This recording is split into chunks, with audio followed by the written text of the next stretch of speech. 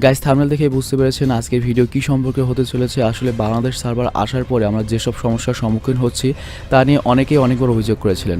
এছাড়াও আমাদের অনেক সাবস্ক্রাইবার রিকোয়েস্ট করেছিলেন এ নিয়ে আমি যেন কিছু বলি। যাই হোক, প্রবাদ আছে না কানলে মাই দুধ দেয় না। তো সেই হিসেবে আমরা যদি গ্যারিনাকে না জানাই বা গ্যারিনাকে যদি আমাদের সমস্যার কথা না বলি তাহলে তারা আমাদের সমস্যা বুঝতে পারবে না বা সে অনুযায়ী কাজও করবে না আর সেটার সমাধানও হবে না। তো যাই হোক, এই সার্ভার ইস্যু নিয়ে আমরা যতই ভিডিও বানাই না কেন কোনো লাভ নেই, কারণ গ্যারিনার তার খায়া কাম নাই আমাদের বাংলা ভিডিওগুলো ওরা দেখবে কিংবা দেখলে কি ওরা বুঝবে। তো যাই হোক, এটা নিয়ে আমি যে প্ল্যানটা করেছি সেটা হচ্ছে আমি আমার কমিউনিটি পোস্টে আপনাদেরকে চাহিদা বা অভিযোগ সেগুলো জানতে চাই একটা পোস্ট দিয়েছিলাম।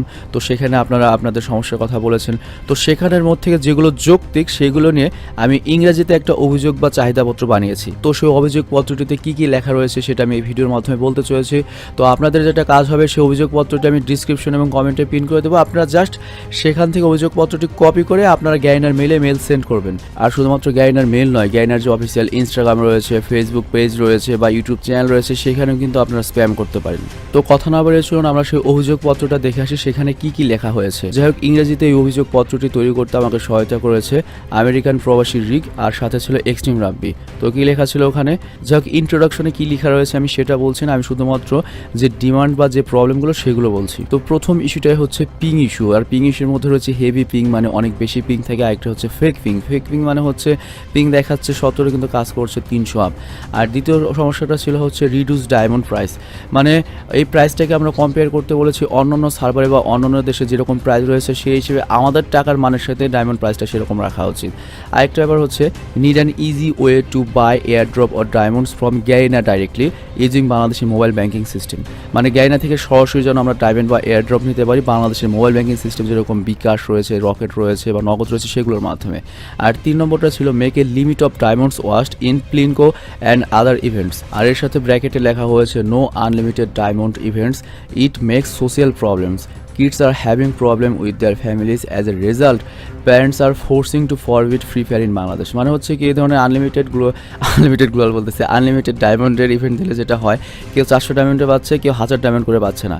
তো পাশের একটা পিচ্চি যখন 400 ডায়মন্ডে পাচ্ছে ওর বন্ধু তখন বিরক্ত হচ্ছে, হ্যাঁ আমি 400 ডায়মন্ডে বলে আমি কেন পাচ্ছি না। তখন ফ্যামিলিতে গিয়ে একটা ঝামেলা করে, মানে ওর আরও ডায়মন্ড খরচ করতে যায়, তখন ফ্যামিলির সাথে একটা প্রবলেম হয়। তখন ফ্যামিলি মেম্বাররা আন্দোলন করে ফ্রি ফায়ার খেলতে অনেক টাকা লাগে, ফ্রি ফায়ারে বন্ধ করে দাও।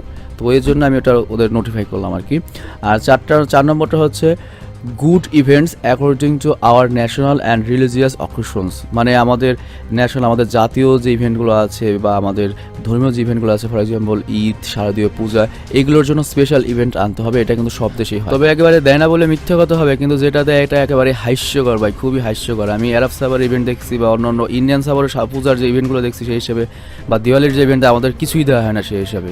আর 5 নম্বরটা হচ্ছে ফিক্স ফেক ড্যামেজেস আর গ্লিসেস। যেমন আমাদের যখন খেলতে যাই ডোর ঢুকতে যায় না, জানলায় ঢুকতে যায় না, গ্লোয়ালে প্রবলেম করে, আর পিং ডিলে তো আছেই। তো যাই হোক, এই প্রবলেমগুলো আমরা ধরেছি। আর 6 নম্বর রয়েছে hacker should be ban or anti hack should be used, and those who are playing with hackers they should be also get ban. এখানে আমরা ব্র্যাকেটে আরেকটা জিনিস অ্যাড করে দেবো, যারা হ্যাকার নিয়ে আপনার গ্র্যান্ডমাস্টার পুশ করে বা হ্যাকারের টিম নিয়ে যারা পুশ করে বা খেলে তাদের অ্যাকাউন্টও ব্যান করতে হবে। আর 7 নম্বরটা হচ্ছে more official tournaments for Bangladeshi players, more e sports. মানে অন্যান্য দেশে যেরকম প্রচুর ই স্পোর্টস থাকে বাংলাদেশেও সেরকম প্রচুর ই স্পোর্টস আনতে হবে, কারণ আমরা আলাদা সার্ভার, তো আমাদের আলাদা একটা সুযোগ সুবিধা, আলাদা লক্ষ্য আমাদের দিকে দেওয়া উচিত। আর 8 নম্বরটা হচ্ছে in Bangladeshi jersey vest should be hidden. এটা রাব্বি স্পেশাল অ্যাড করেছে। মানে আমাদের বাংলাদেশি যে জার্সিটা রয়েছে সেটা কিন্তু আমাদের একটা আবেগ, সেই জার্সিটার উপরে কিন্তু ভেস্ট দেখা যায়, এটা দেখানো উচিত না। আর 9 নম্বরটা হচ্ছে stop copying Indian server, we don't want to be in sub server, we want separate server with separate policies. মানে আমরা ইন্ডিয়ান সার্ভারের কপি চাই না বা আমরা ইন্ডিয়ান সার্ভারের সাব সার্ভার হতে চাই না, আমরা সেপারেট সার্ভার যেহেতু পেয়েছি আমাদের সার্ভারের জন্য সেপারেট পলিসিসও থাকতে হবে। আর 10 নম্বর হচ্ছে we want more Bangladeshi moderators to understand our demands, এটা আমি অ্যাড করছি আর কি। তো এই ছিল আমাদের 10টা ডিমান্ড। আর এর মধ্যে যদি আপনার কোনো ডিমান্ড থেকে থাকে বা আপনি যদি এর চেয়ে বেটার কিছু করতে চান তাহলে আপনি সিম্পলি আরও নতুন কোনো ইস্যু এখানে অ্যাড করতে পারেন বা এডিট করতে পারেন।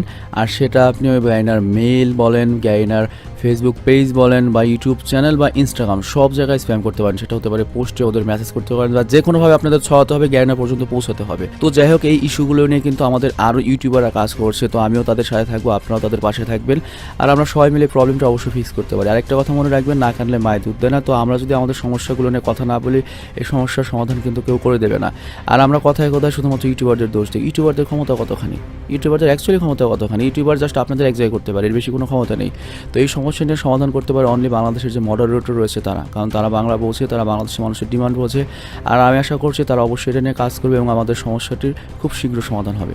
আর আরেকটা বিষয়, বাংলাদেশের মডারেটররাও চাইলে কিন্তু অনেক কিছু চেঞ্জ করতে হবে না। কিছু কিছু চেঞ্জ কিন্তু আমাদের যারা ইউজার তাদের করতে হবে। আমাদের নিজেদেরকে আগে নিজেদেরই কন্ট্রোল করা শিখতে হবে ভাই। সো গাইস, আমরা অভিযোগপত্র তো লিখেছি এবং এর সাথে বলেছি যে মেল করতে হবে, বাট গ্যারেন্টার কিন্তু ডাইরেক্ট কোনো অফিসিয়াল মেল নেই যেখানে আমরা মেল করতে পারি। তো কীভাবে আমরা মেল করব?